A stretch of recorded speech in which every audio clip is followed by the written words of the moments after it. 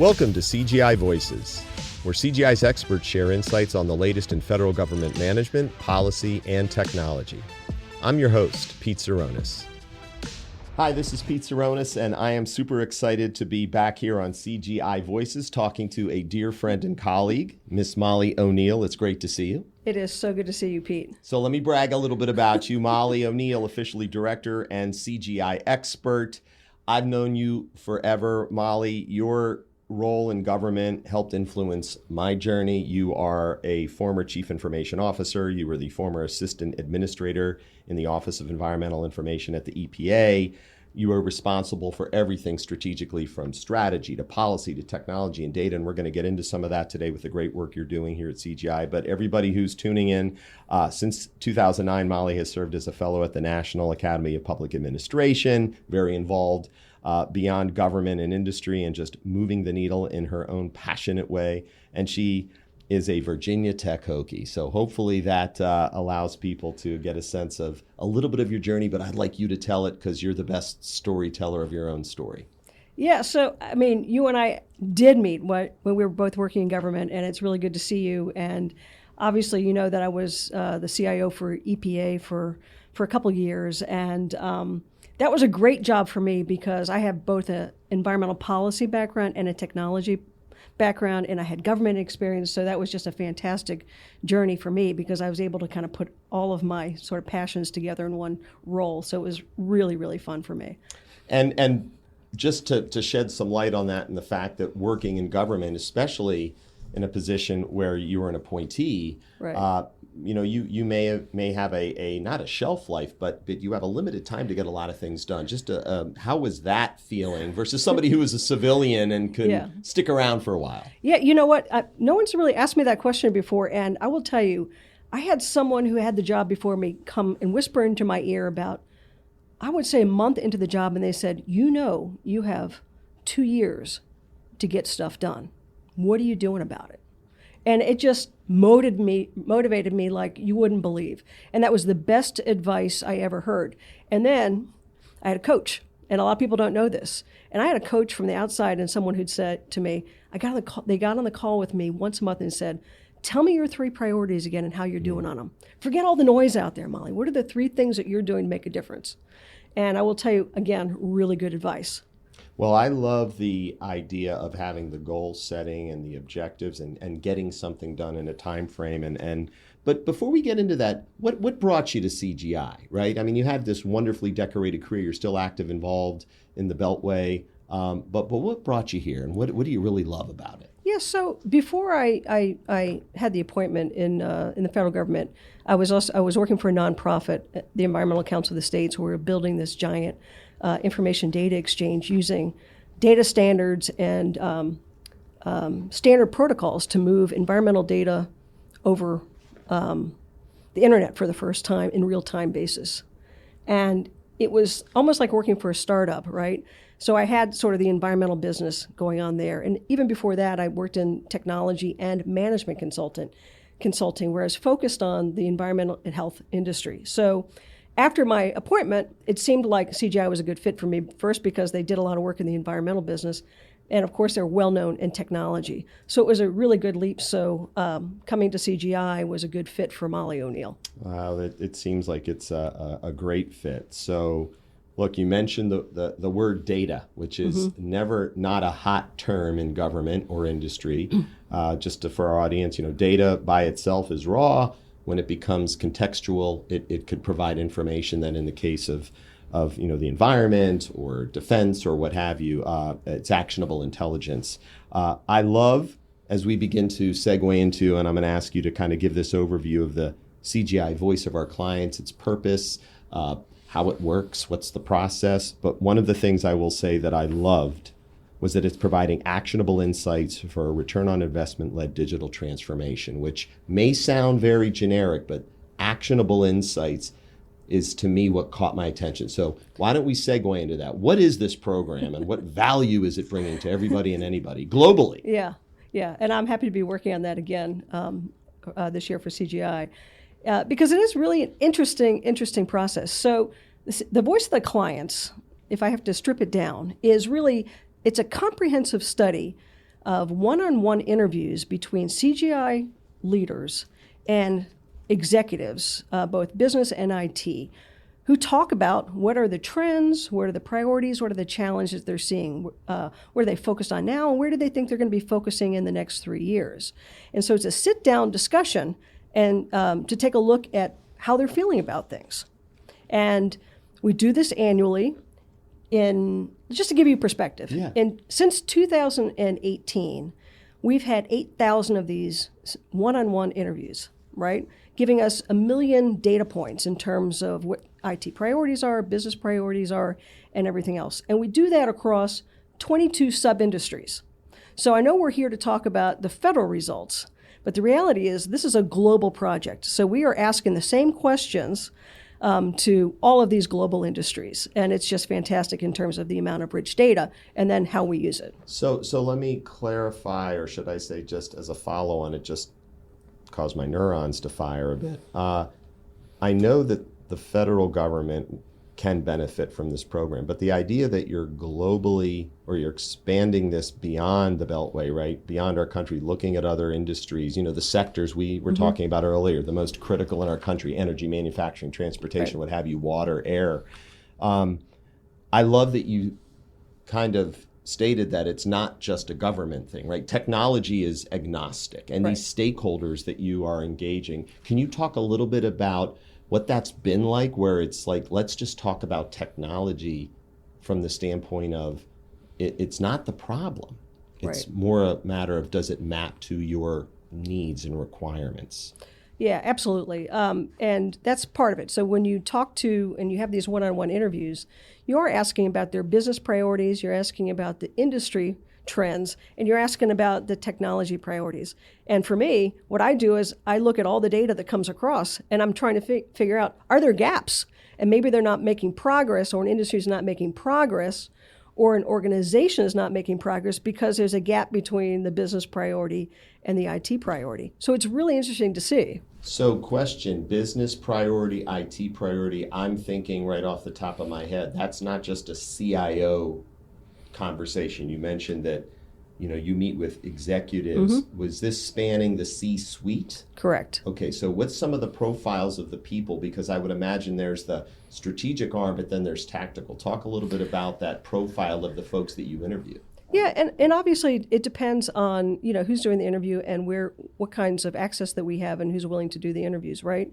But the profile is different, and what we do within the data. Let's say it's an acquisition officer versus a CIO, right? Or even a CFO or a chief CFO, data right. officer. Something. We do identify who they are and understand their profile in terms of would they be more of a digital native or not, and things like that, understanding what some of the issues are. So we do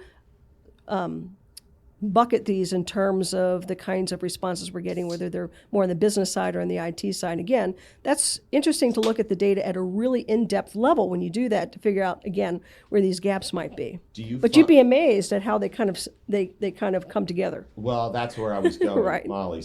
You've been in the role in a very hierarchical environment, the government, where you have a CIO and that box on an org chart, and it's vertical focus on architecture and operations, but being someone who had to build those bridges, connect those dots across the mission owner, is that something that commercial industries face as not a challenge, but something that technology bringing people together? Is that what you're finding too when you talk about these data assets?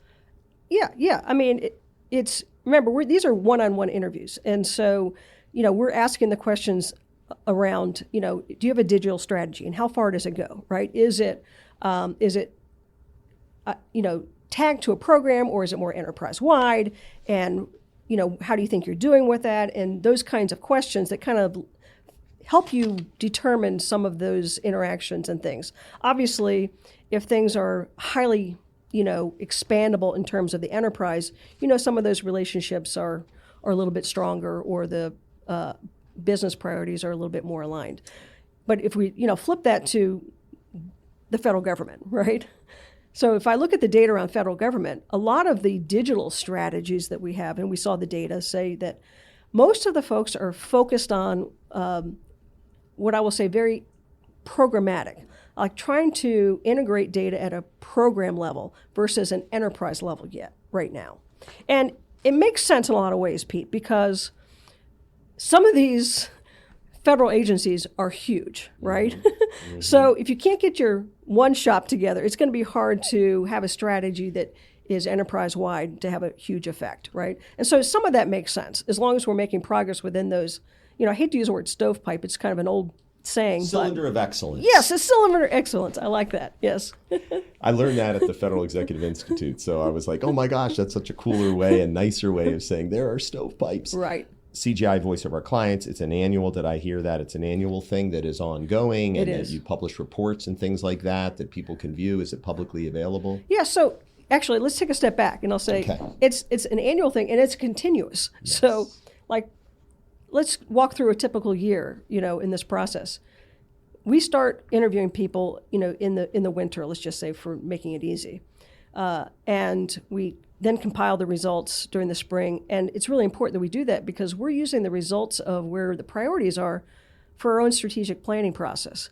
So in the summer, as we're beginning to do things, we're rolling out the reports, looking at the data from different kinds of sub-industries and industries and be able to publish those. And those are becoming online now so that the public can read them as well. And then, again, we use them for our own planning. We share the results back to those that have participated and the public and those who are just interested, right? And then guess what? We start the process again because we're refining the questions so that we can actually start again with more interviews the next year. So it's just a continuous cycle. I love it. And again, in the wonderful world of the Beltway, where there's always an IT transformation agenda, there's always a topic that is hot, AI, elements of AI, right, quantum information science. And let's not forget the fact that, at the end of the day, the data informs decision making. Data has become that strategic asset. And I'm sure that is something that is being emphasized. So thank you for just getting a sense that to our audience, continuous improvement on the program, but also continuously staying relevant to the trends happening in society, right? That technology can enable. We know our infrastructure law, the Inflation Reduction Act, the CHIPS and Science Act, there's so much out there that needs technology to create a more resilient future. And not only that, we look at macro trends too. So if you look at industries, so what are the macro trends that are impacting your business too? Is it social demographics? Is aging population? Clearly something that is impacting the federal government, and that came through the results, right? Wow. Is it, digital transformation? Absolutely. But is it also sort of world economic order? Is it climate? Is it all of these other things? So we're not asking just, what are your IT priorities? We're saying, what are also the macro trends that may be impacting a business or an organization if we talk about, the federal government? I love it. And clearly in some industries, like the federal government, right, is going to be, and again, this comes through the data, that we're presenting, is, macro trends around social demographics, aging population, and through the aging population, and all the digital transformation is huge in government. But if you look at other industries like, manufacturing or something else, the supply chain is huge. Mm-hmm. You can say supply chain is an issue. It's a thread across all of them, right? But you can see it impacts more on certain industries than others. Appreciate that. So thank you for emphasizing yet again that this program that's just continuously evolving is really not treating technology as the focus, but how is mission being enabled or lack thereof by it. Okay, so let's jump in to some of, and I'm looking at just some material I gleaned, the top trends and priorities. You mentioned macro trends, industry trends, business priorities, IT priorities, all on a level playing field, not buy IT and it'll solve all your problems.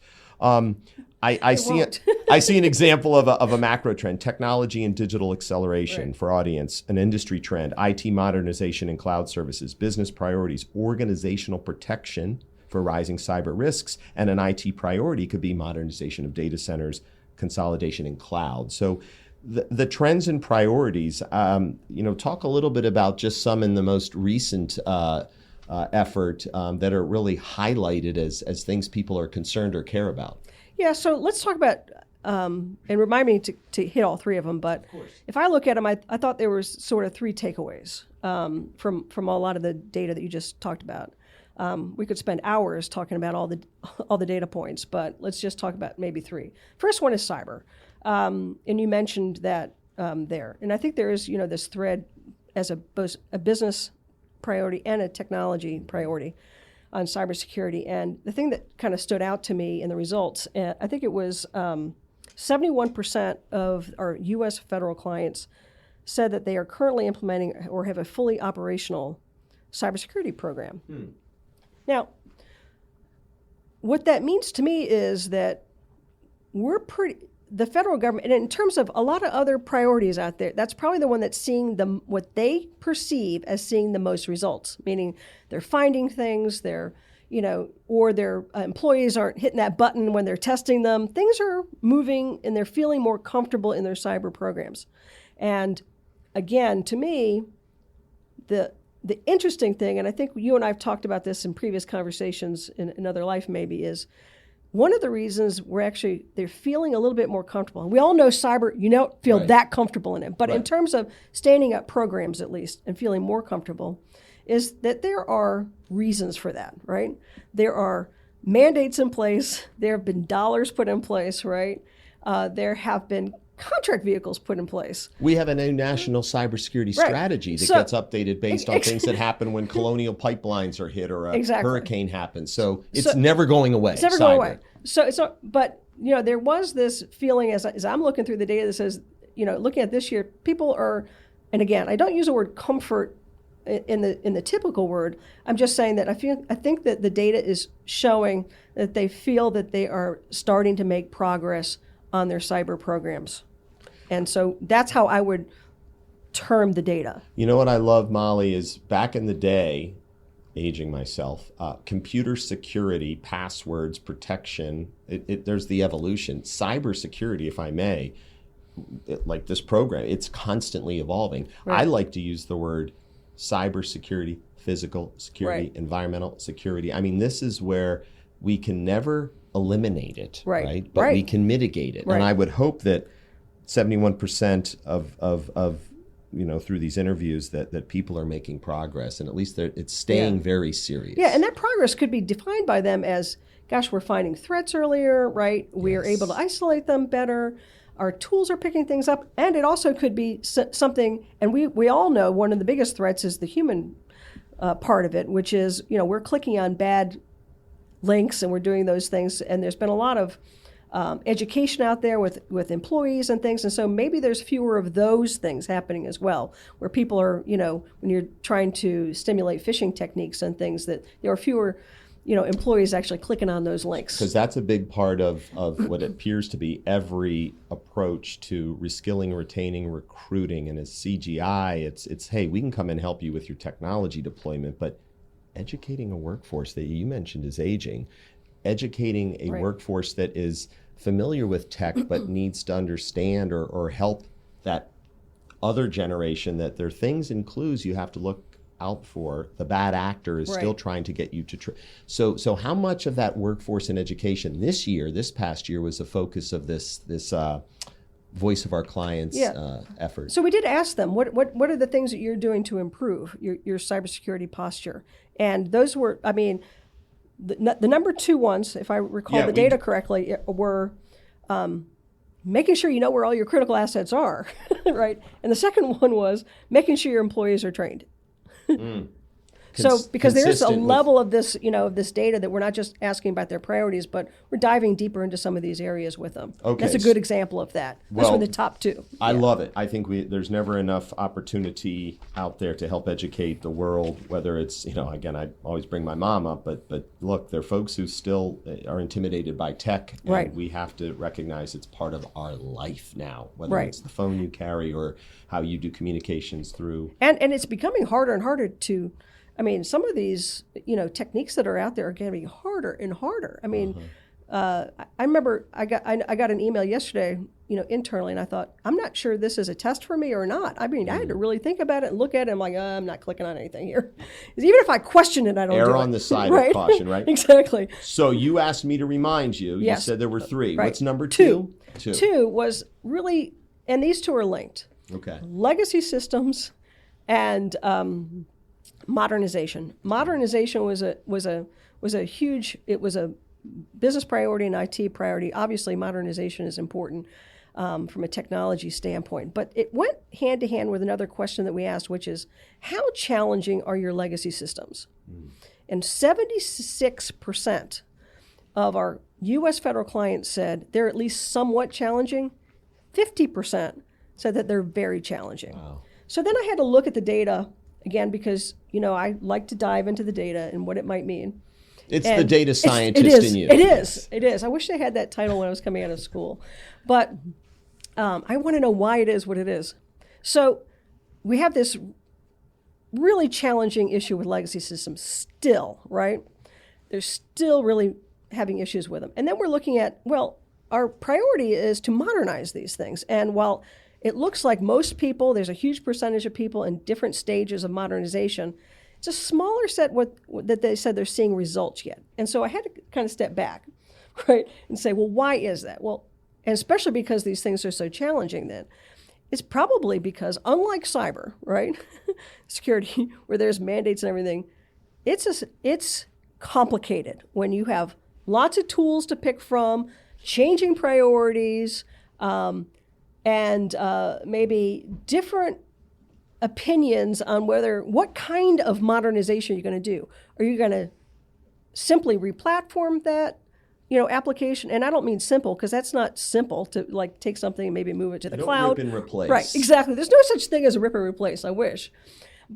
Or is it more transformational modernization that's going to say, wow, we need to rethink how citizens are interacting with this, how we interact with this, how we're going to get data out of it, what kind of data, where are we asking for the wrong thing? Those are hard engagements to stay focused on, right? So let me, because I want to get to 3, and I want to just, for what I heard is you use the word modernize, transform, which I think are different. You can modernize legacy, but to transform might require, let's totally think, right? And would you agree that innovation ultimately is what we're trying to get at? Because the IoT world, the ubiquitously connected world, the sensor, the reason we have zero trust is because we recognize the world is connected, and how can we trust anything? But I loved your frame of reference and your questions is the world's changing.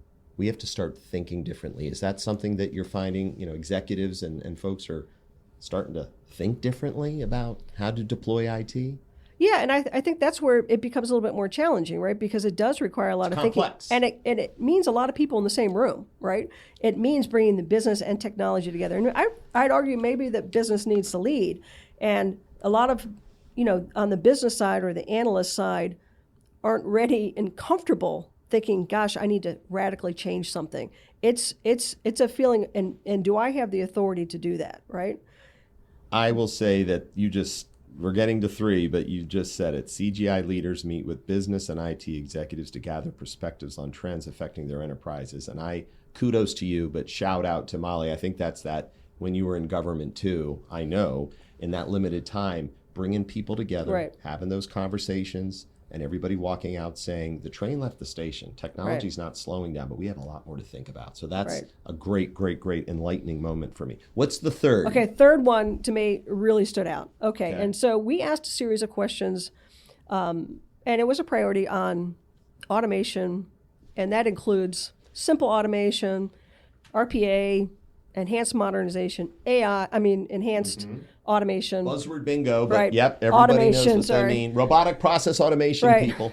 Thank you. Algorithmic and AI, artificial intelligence. And we kind of asked them where they are in the scale of things, right? Do you have a lot of projects going on? Are you implementing things? Are you seeing results from some of these efforts? And if we looked at the federal data, and at first I was taken a little bit back, and most of the results obviously are in simple automation, right? But when I dove deeper, and by the way, there was an increase. I think it was from the previous year, it was, RPA was up 17 percentage points from the previous year, which is pretty big. So moving sort of down the chain of automation, right? People getting used to it, liking it, understanding it. It's not a plug and play. And using it and starting to see results from it. Things are easier, right? But when I dug deeper into the data and I looked at it, it said, gosh, And by the way, in terms of seeing results, there was nothing on the almost zero in terms of results. Seeing results on the other side of automation, meaning AI and algorithmic, in my case, sort of seeing this as a hierarchy. But I dove deeper into the data, and the reality is there was over 70% of federal agencies and clients that we interviewed said that they are doing some kind of proof testing or investigation on AI. And again, so we asked these questions a couple of months ago, and I can only imagine what it is now. So lots and lots going on. And then I looked at the global results. So to me, there was an indicator saying, okay, everyone's doing research and investigating and starting to do some proof of concepts. So maybe that actually means real projects are coming down the pipe. And if you look at the data globally, even with global government, you can see that trend shifting towards movement in terms of doing more projects and actually starting to see some results from some things on a global scale. And if you look at other industries, obviously the data is much further out there in terms of more projects and starting to see some results from all those things. So to me, it's probably the biggest indicator out there that says there's a lot moving. The government's looking at it. They're not quite pulling the chain on a lot of things yet because they're waiting for things, right?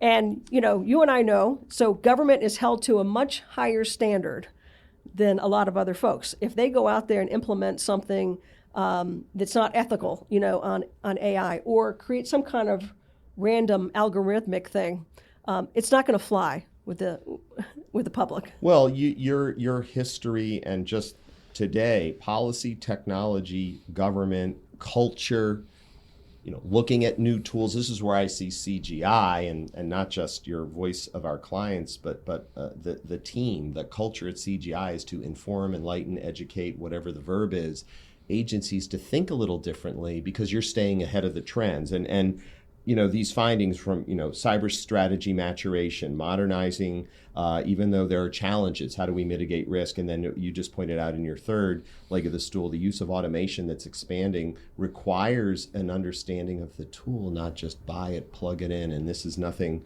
to the OEM world, but we need the help. I used to say when I was the CTO at Department of Energy and Education, help me understand that the capabilities that I'm buying will map to my requirements today. We buy Lamborghinis, we sometimes implement like a jalopy. Well, we need industry to be that's trusted strategic partner. And I get a sense this program, and knowing you, CGI offers that to its government, customers.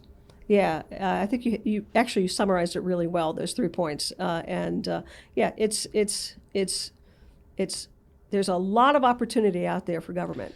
So let Molly, sorry, it's little fine. Nickname there.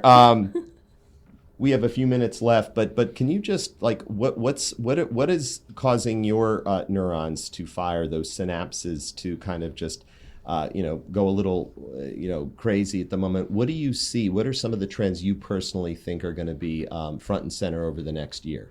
Yeah, I think obviously AI is one that everyone is talking about. I think that we're going to see, we're already seeing stuff from OSTP come out in terms of the Bill of Rights and things like that. It's probably one of the most hyped thing out there right now. But to me, it's going to be interesting to see how the federal government embraces it, because again, I do think sort of the ethical part of it and wanting to do things right is a tough balance between staying competitive in a market and showing citizens that government can react quickly. So it's going to be an incredible balance, and probably one of the ones we haven't seen in a long time. Well, Molly, I just want to thank you, for the time. I'd love to keep talking to you for hours, and we will offline. Look, you're a learner. You're curious. I love that about you, and I appreciate all this great work you're doing with and on behalf of CGI. I think your voice of our clients program is one that should be emulated, but kudos to that and to all those who helped support the program. I view you as maybe you weren't when you came out or you wanted that title of data scientist, but hearing you today, it's like I think that's something that you've had in you for a long time, and data is the fuel for innovation. So thank you for being here on CGI Voices, and I look forward to another conversation. Thanks, Pete. I appreciate it. All right. You can find CGI Voices on your preferred podcast platform or watch the video version on YouTube. Subscribe or follow and spread the word to your colleagues. CGI Voices, expert insights for federal decision makers.